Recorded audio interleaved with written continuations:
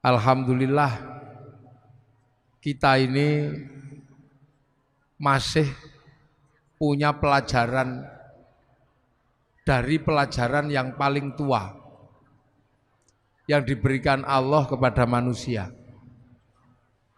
Jadi bulan puasa ini adalah pelajaran lama yang selalu diajarkan kepada manusia.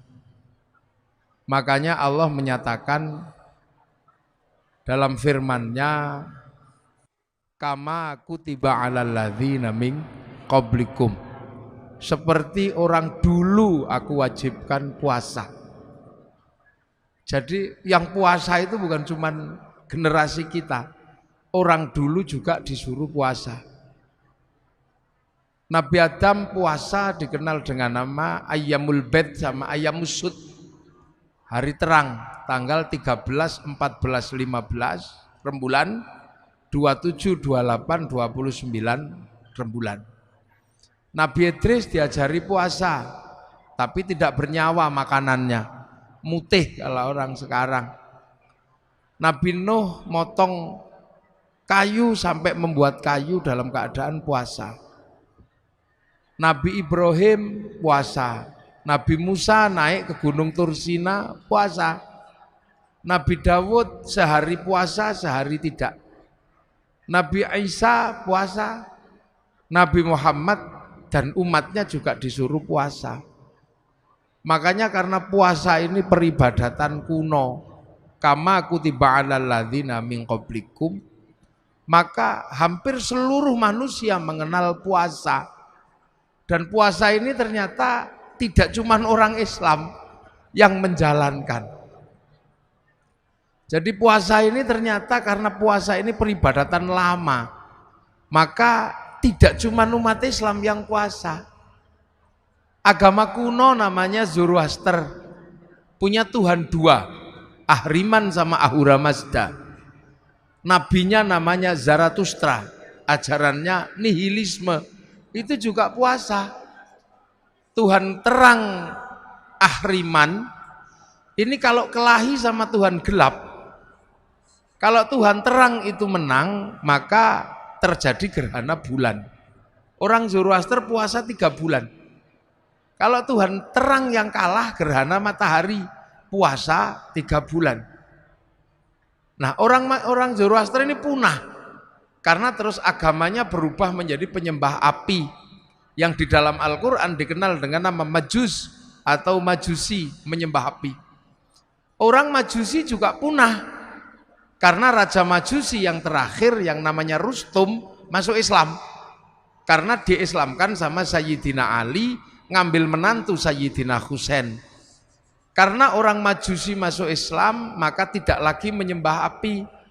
Tapi orang Majusi menaruh api di bangunan tinggi namanya Manaro.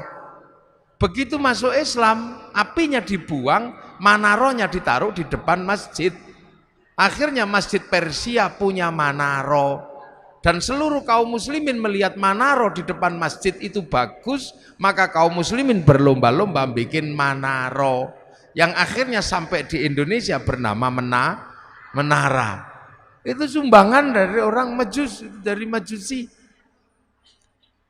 Nah, orang Hindu juga diajarkan puasa, namanya upawasa. Upawasa itu enggak makan, enggak minum, enggak menyentuh perempuan. Untuk apa? Jalan menuju moksa. Karena yang terbaik dari Hindu adalah mati tanpa material, hilang raga, hilang sukma, namanya moksa. Agar bisa moksa, ibadah terakhir setelah Upanishad, setelah kabumian adalah upawasa. Enggak makan, enggak minum, dan enggak menyentuh perempuan. Nanti hilang secara material. Makanya ketika Islam datang mengajarkan Syahrusyam, enggak makan, enggak minum, enggak menyentuh perempuan, kok mirip seperti upawasa, maka orang Indonesia menyebutnya bulan puasa. Itu istilahnya. Orang Yahudi, orang Buddha juga diajari puasa. Kalau pengen mendapatkan penyempurnaan 8 jalan menuju nirwana, harus puasa di bawah pohon bodhi dengan pakai kain selempang, dalemannya tanpa jahitan. Orang Yahudi puasa. Kalau peringatan Yom Kippur juga puasa. Orang Nasrani kalau Jumat Agung sebelum Paskah juga diajarkan puasa. Jadi puasa ini adalah milik semua agama, cuman caranya berbeda. Jadi makanya kalau kemudian halal bihalal ini mempertemukan seluruh umat beragama yang berbeda, pasti nyambung karena urusannya dengan puasa. Nah ini lintas agama juga, loh ya nyambung kalau dalam urusan puasa karena semua agama mengenal puasa. Ini puasa, makanya puasa itu saking terkenalnya variasinya paling banyak. Di Indonesia ada puasa makan daun tok namanya ngidang. Ada puasa makan umbi-umbian namanya ngerowot. Ada puasa tanpa nyawa namanya mutih. Ada puasa tidak kenyentuh matahari namanya pati geni. Ada puasa diem namanya bisu. Ada puasa gandul di pohon namanya ngampret atau ngalong. Ada puasa jalan terus ngedan. Itu puasa. Jadi variasinya paling banyak. Dan sejarah-sejarah besar dilewati dengan puasa. Sejarah tertulisnya Weda, sejarah tertulisnya Tripitaka, sejarah turunnya Al-Quran itu sejarahnya orang puasa. Sang Buddha Gautama tukang tirakat, Walmiki tukang tirakat, Rasulullah juga tukang tirakat. Makanya Quran turun setelah Rasulullah naik turun Gua Hira selama 15 tahun. Syekh Abdul Qadir Al-Jilani ma'rifatullah setelah 25 tahun puasa di padang pasir dibimbing Syekh Mubarak Al-Madzumi. Sunan Kalijaga menjadi wali setelah puasa 3 tahun. Baca ya Hayyu ya Qayyum walaupun keliru ya kayuku ya kayumu. Ya, Saridin jadi wali setelah puasa 3 tahun. Baca Allahu Akbar walaupun keliru lawa bubar. Jadi sejarah besarnya ini orang puasa.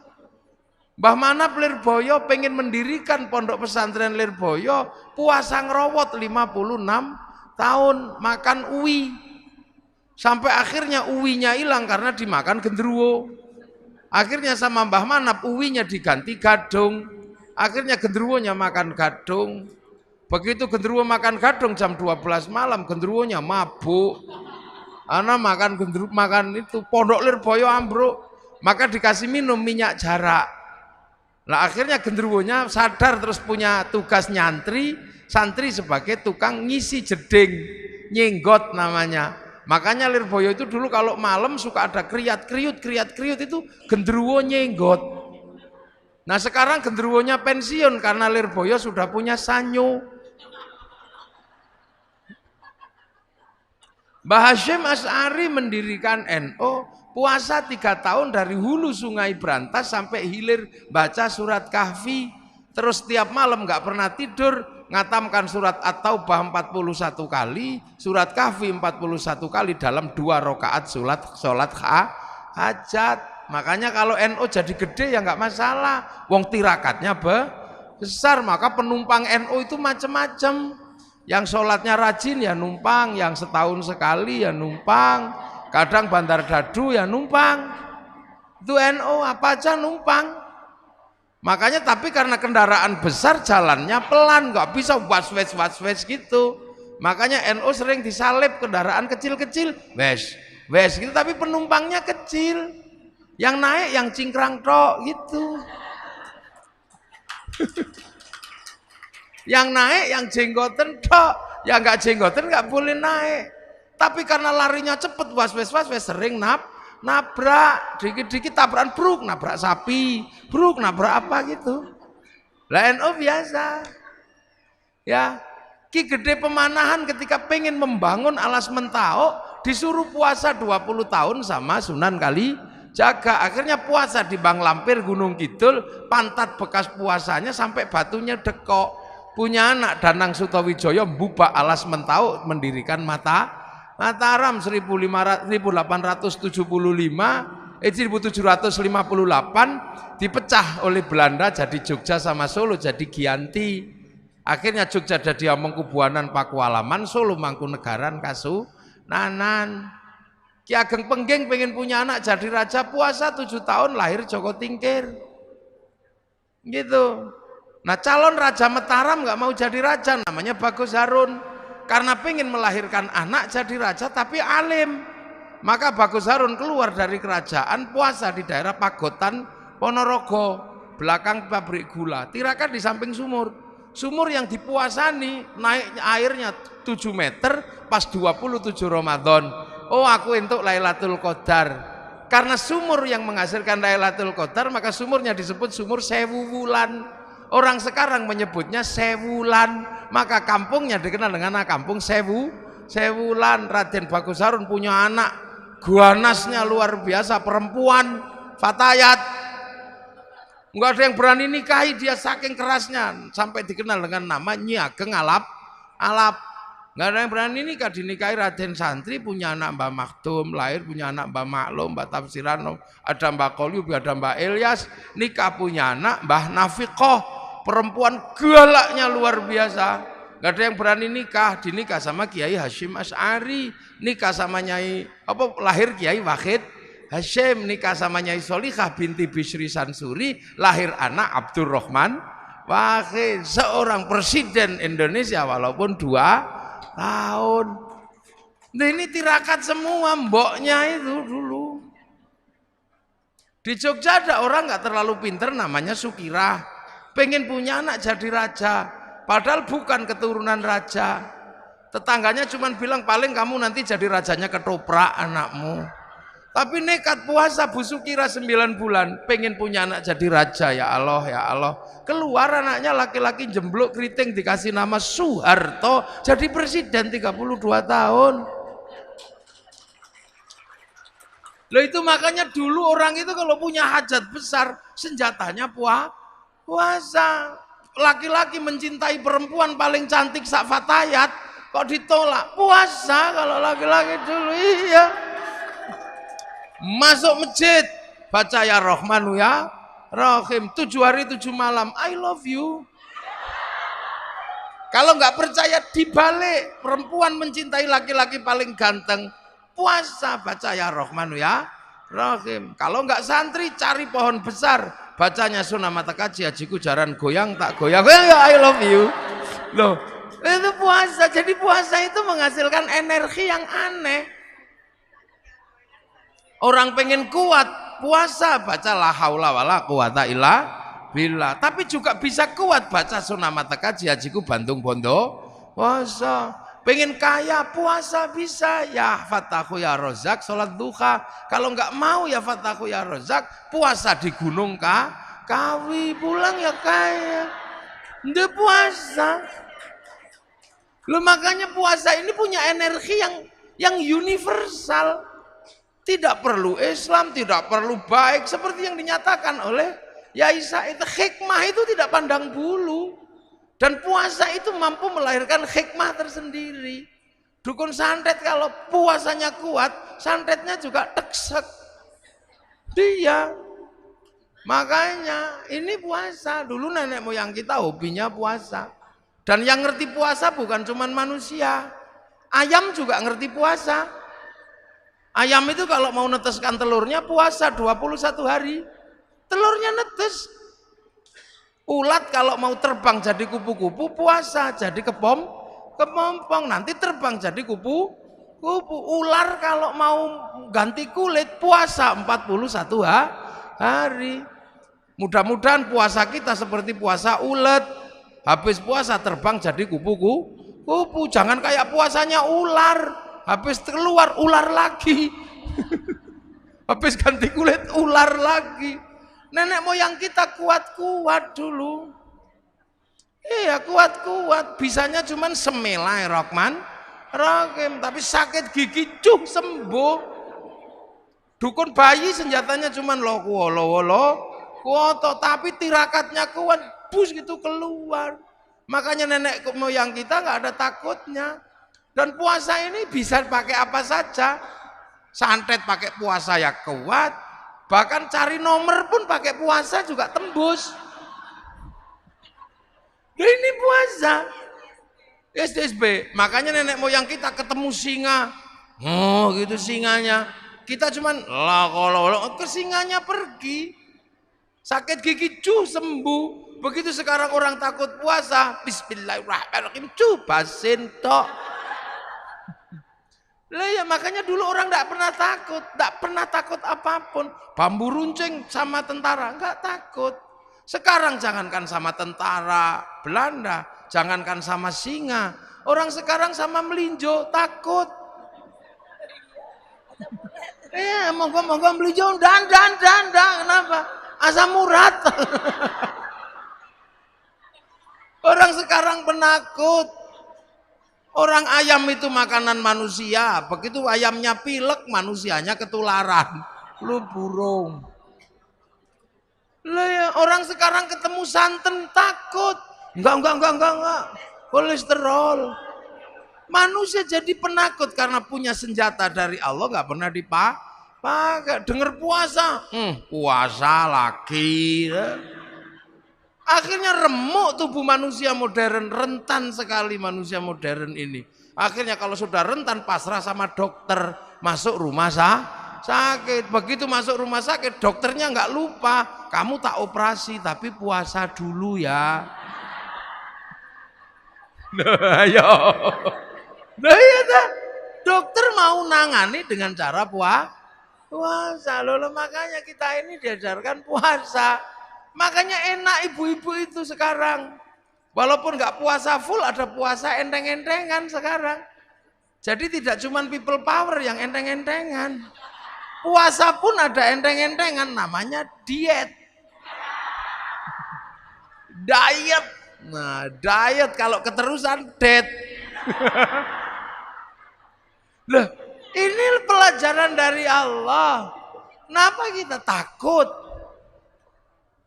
Lu makanya begitu kita ini puasa udah nggak kenal masalah.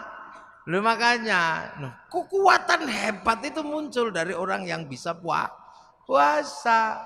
Tapi puasa kita ini beda dengan puasa kesaktian. La'allakum tattaqun. Nah, apa sih la'allakum tattaqun? Agar kita menjadi orang bertakwa. Takwa itu apa? Menghadapkan wajah kemanapun merasa melihat Allah. Allah. Kenapa kita bisa merasa melihat Allah? Dengan puasa. Karena dengan puasa ego kita tuh turun. Kenapa? Karena kita ini punya dua elemen. Manusia itu sudah kenal Allah. Wong sebelum turun dari langit sudah dikenalkan. Alastu birabbikum, kamu lupa enggak kalau aku ini Tuhanmu? Nyawa jawab, qalu bala syahidna ya Allah, aku jadi saksi engkau Allah. Fanfukhur ruh, maka ditirup ke dunia. Lah di dunia ditampani oleh daging. Daging apa? Daging yang diproduksi oleh bapak dan ibu dari sisa makanan yang paling bagus, namanya nutfah. Ini kan sari makanan dunia. Punya bapak, punya ibu dicampur, titipkan di rahim ibu. Makanya perempuan itu namanya sawah. Nisa hukum harsul lakum, perempuan itu sawah karena tempat menanam. Jadi sampean nggak bisa mengingkari kodrat sebagai tempat menanam. Tempat menanam. Jadi sampean itu sawah. Laki-laki ini yang punya sawah. Makanya sampean laki-laki harus tahu, kalau sawah pengen tanamannya bagus, jangan terlalu banyak sampah dan banyak rumput. Maka perempuan kalau pengen tanamannya bagus, bersihkan seperti sawah tanpa rumput dan tanpa sampah, agar bersih. Kalau sudah tumbuh jerawat, masukin salon. Begitu. Perempuan itu harus selalu bersih karena tanamannya biar bagus. Nah itu tugas laki-laki, belikan lipstik, belikan bedak. Tangannya nggak boleh kasar, belikan mesin cuci. Tubuhnya nggak boleh pengap, belikan AC. Loh, makanya qawwamuna 'alan nisa itu nggak boleh dilupakan. Kadang ini nggak disampaikan kepada seorang laki-laki. Makanya karena kiainya biasanya laki-laki. Itu nggak disampaikan perempuan seperti sawah. Iya, jadi laki-laki ngerti betul ini sawah. Harus benar-benar diperbaiki, tidak boleh kotor, tidak boleh ini. Belikan lipstik yang bagus. Yang kedua, perempuan itu adalah sawah. Sawah harus dipupuk dan selalu ada air biar selalu teduh dan penuh kesuburan. Artinya perempuan tidak boleh kering. Karena perempuan tidak boleh kering, maka perempuan harus selalu senang hatinya. Biar perempuan senang hatinya, laki-laki mesti kasih uang. Nah itu. Ini sebab pembelajaran buat laki-laki ini. Iya ini, nggak apa-apa biar dia belajar. Iya ini pembelajaran. Biar nanti pulang ngomong sama suaminya, kata Kiai, saya ini sawah, saya terima ditanami, tapi tolong dong airi dan kasih kesuburan. Gitu. Perempuan itu sawah, kalau lagi ditanami nggak boleh dibakar, maka perempuan nggak boleh dimarahi, harus dikasih sayangi. Lo bener, lo iya. Kalau perempuan dimarahi emosi, kalau emosi jantungnya ini di bawah payudara, jantungnya panas, payudaranya mendidih, air susu nih ibarat santan blondo, diminum bayi beler. Makanya kalau teteknya nggak sehat, bayinya bengek, maka ada istilah tetek bengek. Loh ini pakai. Loh ini harus benar-benar ditanam dulu. Karena kalau ini tidak selesai, maka urusan yang lain tidak selesai. Karena tanaman ini yang menentukan masa depan bangsa. Almar'atu imadul bilad, idza saluhat saluhal bilad, idza fasadat fasadal. Perempuan ini tiang negara karena melahirkan anak. Lah anak itu adalah kelanjutan estafeta manusia memikul bangsa dan negara. Nanemnya harus kuat, maka sawahnya harus subur. Maka kalau dimarahi biasa aja laki-laki itu. Laki-laki nggak boleh marah, kalau perempuan marah biasa. Iya. Lah iya, marahnya perempuan itu kan buang sampah. Dan laki-laki itu tempat sampah. Makanya kalau sampah lagi dibuang, tempat sampahnya jangan ditutup. Kalau ditutup sampahnya dibuang ke tetangga. Kita pusing WA-an sama tetangga. Karena ternyata laki-laki itu lebih mencintai istrinya daripada anaknya. Dia, laki-laki manapun pasti lebih mencintai istrinya daripada anaknya. Survei membuktikan. Loh, laki-laki pulang kerja, anaknya di pangku tetangga. Terima kasih. Loh iya. Loh pulang kerja, anaknya tiba-tiba digendong tetangga. Terima kasih. Coba kalau yang di pangku istrinya. Wah, loh ini membuktikan bahwa laki-laki mencintai istrinya. Senggol bacok. Loh makanya kan ada cerita. Ada cerita ja'a rajulun ila Umar bin Khattab. Ada laki-laki datang ke Sayyidina Umar. Itu enggak disebut, ternyata Abu Dzar Al-Ghifari. Abu Dzar Al-Ghifari itu kepala suku panglima perang, tapi istrinya cerewetnya luar biasa. Sampai ini apa? Sayyidina Abu Dzar itu, ya Allah aku kurang apa? Udah ganteng, kaya, kepala suku, panglima perang, punya istri satu, cerewetnya gini. Awas tak tukar tambah aja ini. Tapi sebelum tak tukar tambah, tak konsultasi sama Sayyidina Umar. Sayyidina Umar ini kan keras-kerasnya laki-laki. Nah Sayyidina Umar gak ada yang berani, baca Quran aja gak ada orang berani denger. Sayyidina Umar kalau baca Quran, Bismillahirrahmanirrahim, Alhamdulillahirabbil alamin. Sayyidina Umar.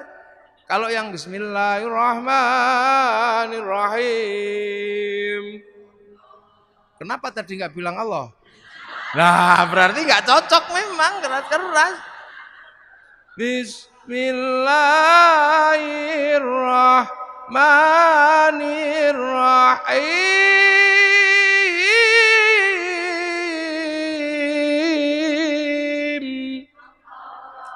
Itu Sayyidina Ali. Kalau Sayyidina Umar, Bismillahirrahmanirrahim.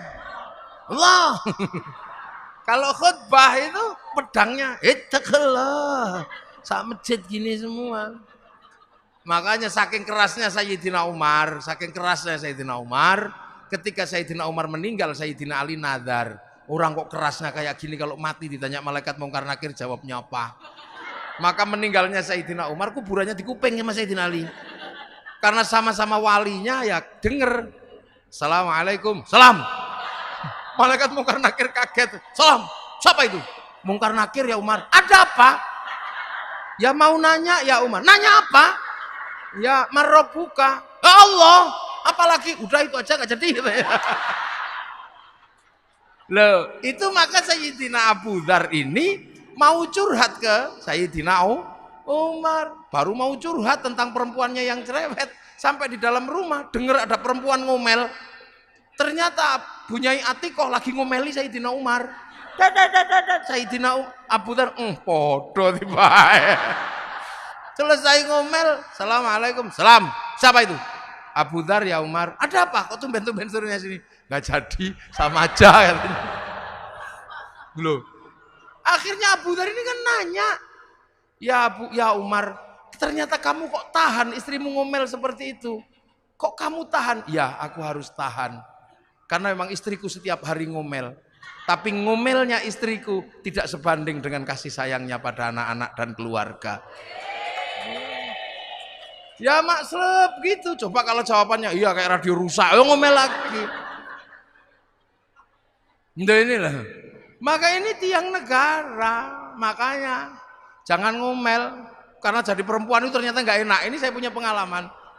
Saya pernah jadi perempuan sehari semalam. Yakin saya pernah jadi perempuan sehari semalam.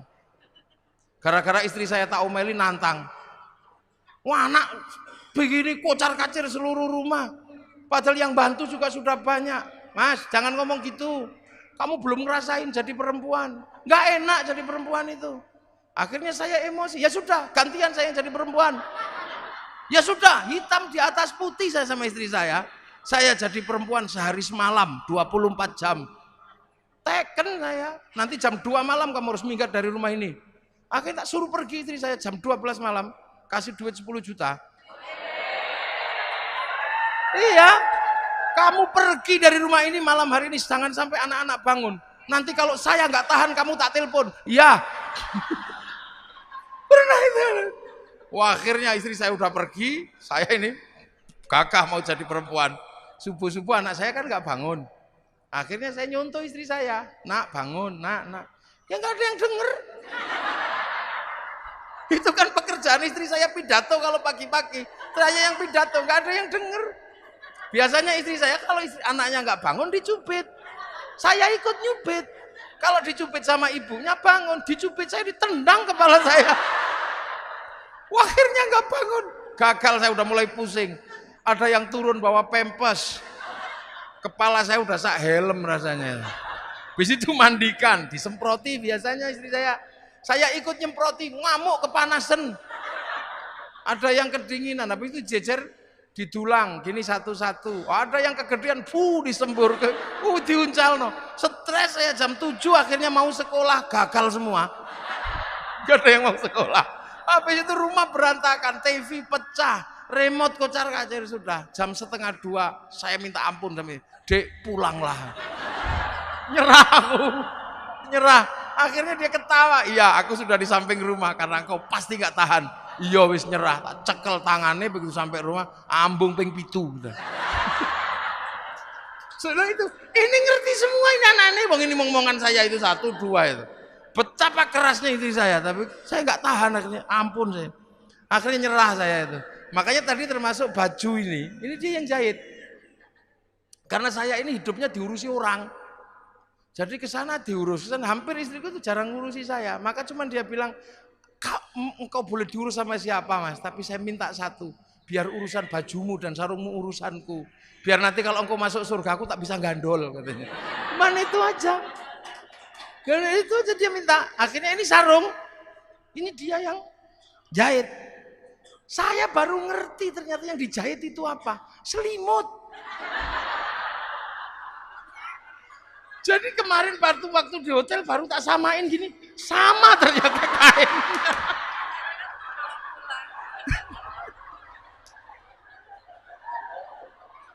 Jadi dia punya kebiasaan beli selimut untuk digelar di ranjang itu. Nanti setelah itu dia cuci, terus dijadikan sarung ini.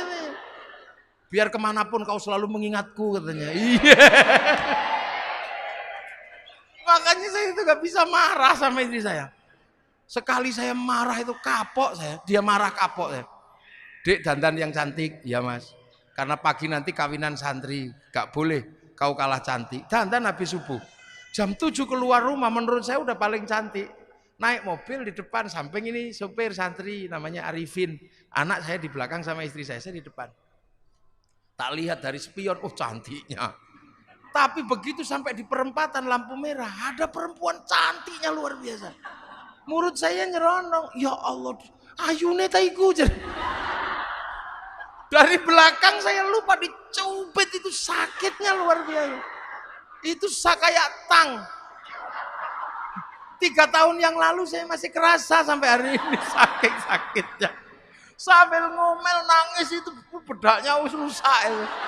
Dasar mata laki-laki. Ada saya aja berani memuji perempuan lain. Oh no, nangis saya. Iya dek sepurane. Gak ada maaf. Perempuan sudah tersembunyi masih bisa dilihat. Aku mau bilang enggak ya enggak mungkin dong terlanjur ngomong. Akhirnya saya dengan gaya laki-laki, iya dek. Saya memang tadi melihat perempuan cantik di dalam mobil yang tersembunyi itu. Iya mata laki-laki. Iya karena aku laki-laki. Perempuan cantik dimanapun yang tersembunyi sekalipun aku pasti tahu. Karena kalau aku nggak mampu melihat perempuan yang cantik dan tersembunyi, mana mungkin dulu aku menemukanmu. Habis itu kendor ini. Loh iya. Coba kalau nanti nggak percaya tanya sama istri saya itu benar-benar terjadi ini. Jadi jangan sampai perempuan itu marah karena nggak boleh dibakar hatinya. Karena ini generasi berikutnya tergantung perempuan.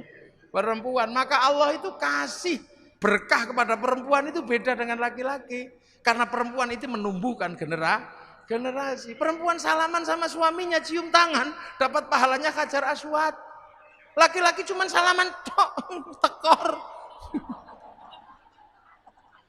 Perempuan tidur di samping suaminya dapat pahala sholat di depan Ka'bah. Laki-laki cuma dapat pahala tidur aja.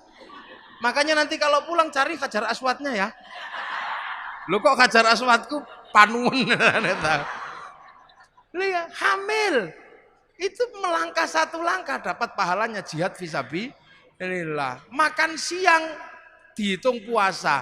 Tidur malam dihitung tahajud. Menyusui 1 cecepan pahalanya 100. Kalau anaknya daplek sampai 6 tahun berapa pahalanya? Loh Allah kasih. Makanya perempuan itu berkahnya tidak habis habis. 1 elusan perempuan terhadap anaknya 1 miliar saraf kebaikan bangkit. Loh ini yang tidak, laki-laki nggak memiliki itu. Laki-laki harus perang beneran. Laki-laki harus kelahi beneran baru dapat jihad. Kalau perempuan enak. Makanya perempuan ini dipersiapkan oleh Allah untuk menjadi tulang punggung masa depan bangsa, dan fatayat berada di situ. Maka fatayat tidak boleh lupa ini harus dibangun secara baik, diperlakukan dengan baik. Ya, tidak boleh ada kekerasan, tidak boleh ada penghinaan, karena dari sinilah akan lahir generasi-generasi yang akan menjadi baik buruknya bangsa. Loh itu maka saya paling tidak suka kalau ada laki-laki kejam dikit sama perempuan. Tak tempiling benti sama saya. Dia salah. Pasti imamnya dulu yang salah, pemimpinnya dulu, sopirnya belok, biasanya penumpangnya ikut belok. Loh, kok tekan wong wedok ini. Nah, kita balik lagi puasa. Nah, puasa itu menjadi kuat. Kenapa? Karena manusia punya ruhani. Nah, jasmani ini harus ditahan kekuatannya. Kalau kekuatan jasmani ini sudah ditahan, ruhaninya online. Ego manusia turun, ruhaninya bangkit. Kalau ruhani bangkit kemanapun akan melihat Allah. Contoh, ego yang masih tinggi nggak bisa lihat Allah. Perempuan gendut gitu, laki-laki langsung bilang, wah, dream itu. Nah, nyawa kita yang di dalam merekam. Karena manusia itu sebenarnya punya titipannya nyawa, persis seperti padi, persis seperti pisang. Pisang itu punya titipan pisang yang harus dikelola oleh pohon pisang. Beras itu tergantung pohon padi. Sama seperti syuting itu. Syuting itu hidup untuk tengok saya sana sini. Itu kasihkan bekal namanya memori. Nanti setelah ngerekam saya, syutingnya dibanting, nggak masalah. Yang penting memorinya masih ada. Beras juga sama, walaupun nanti pohon pohon padinya nggak ada, selagi berasnya masih ada, masuk laboratorium rekamannya ada organik atau bukan organik. Manusia juga nanti jasadnya ini sama, pergi. Tapi kalau nyawanya kembali pada Allah, rekamannya juga masih ada. Nah, tugas jasad ini memberikan rekaman yang baik. Kalau egonya tinggi, rekamannya pasti jelek. Istri gendut gitu, drem, ngerekamnya drem. Tapi kalau egonya sudah turun, rekamannya pasti bagus. Istri gendut, alhamdulillah, istriku gendut, nggak tak kasih makan seminggu juga masih hidup. Rekamannya Allah. Nah, iya, sendal hilang gitu. Kalau egonya tinggi, kambing ini. Akhirnya yang direkam adalah kambing. Tapi kalau egonya turun, sandalnya hilang, masya Allah. Akhirnya direkam masya Allah. Berarti begitu besok rekamannya dikembalikan pada Allah. Loh, kok ada kambingnya? Karena pernah rekam kambing dipanggil. Beng, kok kamu ada dalam rekaman hati orang ini? Ya Allah, dia mitnah saya nyuri sendal. Padahal kan dia tahu nggak ada kambing nyuri sendal. Saya nggak terima, neraka. Makanya orang kalau egonya turun, rekamannya Allah. Lihat ayam naik masjid, alhamdulillah ya Allah, ayam naik masjid. Kok belum begitu jerot, alhamdulillah ya Allah, santriku bisa praktek toharoh, membersihkan telek dari atas masjid. Karena kalau tidak ada telek naik ke masjid, santri nggak bisa praktek toharoh. Wong kiai nggak boleh bawa telek ke atas masjid tuh. Rekamannya Allah terus.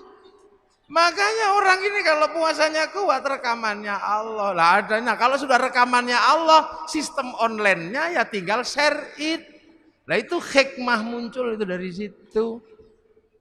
Nah, itu makanya ego itu hati-hati, bisa menjauhkan kita dari Allah. Contoh, ini kan habis lebaran. Bu Ketum. Mbak Anggi, aslinya mana? Sragen. Nah, di Sragen itu ada ayam goreng. Jaya Sragen itu ada ayam goreng. Mungkin karena sudah lama di Jakarta, pengen ayam goreng Sragen. Sampai rumah karena liburan nggak ada ayam goreng itu. Karena nggak ada ayam goreng, maka merindukan ayam goreng Sragen. Saking kangennya kemana-mana, bayangkan ayam goreng aja ngiler. Saking ngilernya nggak tahu main ke rumahnya Pak Bupati, ada ayam goreng yang diinginkan. Hati-hati, jangan dimakan. Itu bisa haram. Kenapa? Karena didorong oleh nafsu selama 1 minggu pengen ayam goreng. Begitu dimakan, nikmatnya luar biasa. Akhirnya pergi ke rumahnya Pak Camat, ada ayam goreng yang sama. Karena sudah tidak terlalu kepengen, begitu monggo silahkan. Enggak. Akhirnya kemakan juga, begitu kemakan, enak tempatnya Pak Bupati, karena udah nggak kepengen. Begitu sampean bilang enak tempatnya Pak Bupati, ribut sama Allah. Wong hari ini dibagi yang itu, kok masih nggak terima membayangkan yang kemarin. La in syakartum la azidannakum, wa la in kafartum inna adzabi lasyadid. Makanya kiai-kiai pendiri bangsa ini kalem-kalem. Karena tirakatnya kuat-kuat, makanya hanya Allah. Lihat orang Yahudi, juga bikinan Allah. Lihat orang Nasrani, juga bikinan Allah. Lihat apa saja. Makanya orang NU itu tenang. Enggak pikut, hancurkan Yahudi. Yang enggak lah, orang Yahudi juga berandil pada umat Islam. Kalau umat Islam Indonesia pergi haji, yang bikinkan pesawat juga orang Yahudi. Kalau Yahudinya mati, berenang kita. Loh. Perempuan-perempuan ini menjadi cantik karena orang Prancis yang bisa bikin bedak dan parfum. Agamanya apa? Ya orang Prancis yang ngerti. Kalau nggak ada orang Prancis yang bisa bikin bedak dan parfum, kita kembali ke bedak Jakarta, beras ditumbuk ya blonteng semua. Lah itu makanya Rasulullah cuman menyatakan mayyuridillahu bihi khairan yufaqihu fiddin. Siapa yang dikehendaki baik oleh Allah dikasih ngerti urusan agama. Khairan di situ nakiroh. Khairan itu kalau nakiroh maknanya khairan kamilan, kebaikan yang sempurna. Manusia nggak sempurna maka nggak mungkin punya kebaikan yang berdiri sendiri. Contoh sekarang yang paling baik siapa? Tadi Kiai Said. Begitu Kiai Said pergi yang paling baik siapa? Saya. Lihat, saya yang paling baik dikasih mic ngomel sesukanya enak karena paling baik, tapi saya nggak boleh ngomong paling baik sebab kebaikan saya menjadi ada di sini karena Mbak Anggi bikin acara fatayat. Kalau nggak ada acara fatayat saya nggak terlihat baik di sini. Nah kalau sudah baik seperti itu siapa yang baik? Ya ribut kata Mbak Anggi, ya saya. Kata saya, ya saya kalau saya nggak datang jelek acaramu Mbak. Ya gitu. Jadi itu baru dua udah ribut kebaikan itu. Apalagi kalau sampean ikut-ikutan. Kami yang paling baik. Karena kalau kami nggak ada di sini semua, yang ada cuma di atas, cek sound. Loh kita ini udah nggak usah ribut. Kita indah makan ini saja sudah Allahumma barik lana. Kenapa bukan barikli kok barik lana? Karena urusan makanan itu melibatkan banyak orang. Yang nanam siapa, yang masak siapa, yang bikin sabluk siapa, yang bikin api siapa, yang bikin bumbu siapa, yang ngulek-ngulek siapa, yang bikin cobek siapa. Kita nggak pernah tanya, jangan-jangan cobek yang dibikin waktu membikin kekurangan air dikencingi. Kita juga nggak ngerti. Kita nggak punya garam untuk menikmati masakan. Jangan-jangan orang sana, orang Indramayu, orang Kudus, orang Jepara yang bikin garam lagi bikinnya kepengin kencing di kolam garam, nggak ngerti kita. Terus dibawa sopir truknya kita nggak ngerti. Jangan-jangan mampir warung-warung di Indramayu, nggak ngerti kita. Terimanya mateng loh. Itu makanya kebaikan itu nggak bisa berdiri sendiri. Maka jangan sekali-sekali orang baik mengaku yang paling baik. Itu seperti paku menempel pada kayu. Begitu paku mengatakan yang terbaik, lepas dari kayu, dia akan menjadi batu atau menjadi besi yang berkarat. Nah itu NU sifat dasarnya begitu. Makanya NU nggak pernah kami paling baik. Enggak. Iya, Fatayat punya bordir. Yang bordir mesinnya mereknya Butterfly, buatan Cina. Ini rame indah, minumnya Nestle, ini Prancis kalau nggak salah. Kita bisa begini karena komunikasi sama saya pakai handphone. Yang datang orang bawa handphone punyanya orang Korea Samsung. Pengajian ini menjadi indah karena orang Jepang bikin toa. Jadi bagus karena itu. Ada yang saya yang paling murni. Kenapa? Saya minumnya degan. Nggak bisa. Degan itu dipacok pakai golok dari pir mobil buatan Jepang. Yang paling murni sekarang tinggal satu. Kalau ada hujan mangapo.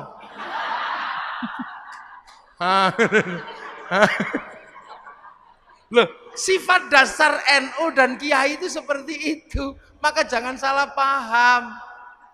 Hancurkan Yahudi, renang kita. Wong Pak Habibie suruh bikin pesawat gak jadi-jadi. Wong namanya tetuko, sing teko ra tuku-tuku, sing tuku ra teko-teko. Ya itulah makanya halal bihalal ini sesungguhnya adalah wujud dari kehidupan kita yang nggak bisa berdiri sendiri. Itu loh, ada orang mana. Orang Eropa yang gagahnya seperti itu, kalau musim panas, musim dingin lari ke Indonesia. Kalau musim gugur dia cari buah dari Indonesia, dari negara yang biasa aja. Jadi nah inilah kehidupan kita, mudah-mudahan halal bihalal kita kali ini menjadi warna baru bahwa kehidupan manusia adalah kehidupan bersama yang nggak mungkin dipisah-pisah, bahwa kebersamaan itu tercermin dari Indonesia dan berhasil dengan cara seperti ini. Hasilnya apa? Arab satu bangsa pecah jadi puluhan negara, Eropa satu bangsa pecah puluhan negara, kita puluhan bangsa mampu bersatu dalam satu negara kesatuan Republik Indonesia.